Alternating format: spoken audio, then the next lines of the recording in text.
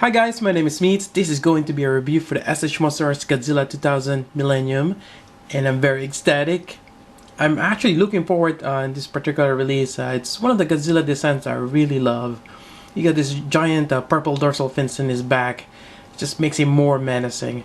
This is based off the movie made in '99, but actually debuted here in the United States in 2000. It's where he fought off a UFO-looking monster, which actually, well, out of that it came out, Orga. Kind of looks like Godzilla, but it's like an alien mutated thing. But nonetheless, great movie. And going back to this, we have this awesome box art. You got a lot of slashes here. It's just amazing. And on the side here, continues on. Godzilla 2000 Millennium. On the back, you got the details. Just looking at the scales, just amazing work of detail. And also, I'm not sure who this guy is. It's 1958. Maybe the director or the one who designed the monster. Kind of wish I can read Japanese.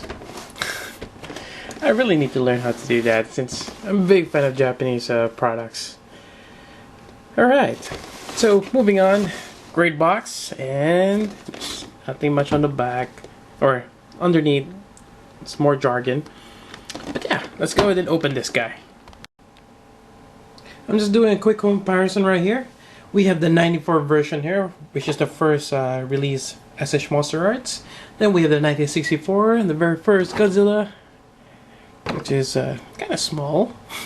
Then we have the 2000 here. And even comparing it with Burning Godzilla, just is a little bit more massive. And I think it's partly because of the dorsal fins on the back. It's really amazing. There's the details on that. And actually, yes, a little bit more longer legs, a little bit more slender, as well as the arm. It's a lot more skinnier. He is hunched forward a little bit more, as you can see there.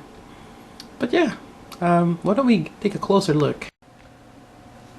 Alright, and a closer look at Godzilla. Again, just the scales, just amazing details. Another great thing about this monster art is, just the way it looks is great, but the way it feels also just amazing. Got all these tails, all these spikes here up top. Great detail, amazing. Get the eyes here. The eyes is you got that pupil looking straight forward. A very, very menacing stare. And also there's a little bit of a green highlight, I believe. A very subtle green over there too. And you get the mouth here with the teeth and the tongue. I believe the tongue is somewhat stuck, or I think it's connected on the bottom palate, and it just gotta hang in there. Doesn't really close all the way. I think the tongue's kind of pushing it down. Yep. And on top of that, they have the neck, which is very articulate. It's my first time seeing a Godzilla figure in SH Monster Arts having this much movement. Again, he is hunched a little bit forward, but just the way he can look from left to right, it's just amazing. On towards the back, even here, just being able to move like that, it's just this is a bit amazing. Since the previous SH Monster Arts, you don't get much movement like what we're seeing here. And that's the part. You can move the shoulder. Then you get the elbow here. I think it's double jointed, as you can see right there. There's another part right there in the elbow. Then you have the wrist is actually double. You got that ball joint right there. That's pretty cool. But, you got that little segment there for the wrist. That's awesome. So they kind of one up the articulation in this. It is a later designed suit, and I think the trend is the later the suit is, the more articulate it becomes. And this is one of the later ones, being 2000. And on the legs here, great movement at the hip. You got knee, ankle, and I think this one has a web feet. I don't think the other one has web feet like this. That's a pretty cool design. And on the tail, every part is segmented. It's kind of reminds me of Kiryu. I mean, you can bend it that much. And I just popped it off. The usual ball joint. I really hope this one stays. I always have that problem. Right, it stays there. I hope it stays. Alright, so it does pop off, but seems like mine is staying, so that's good. That kind of scared me a little bit. But yeah, it stays, so that's pretty good. Alright, enough about breaking SH Monster Arts. Alright, so what else? Effect parts. Unfortunately, this one doesn't come with effect parts. Seems like they're not releasing SH Monster with effect parts lately.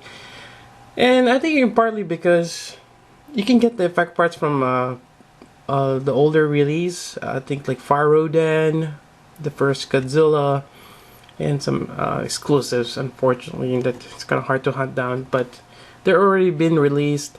And I believe, you know, regardless there's effect parts or not, people will still buy these awesome monster arts. And hence, you know, there's really no need for effect parts. Alright. And since I have some effect parts, I'll show one of them. Alright, so this Atomic Breath is from an exclusive, and I think like in the movie, when he shoots out this Atomic Breath, it's actually kind of like a yellowish orange, so this fits really well.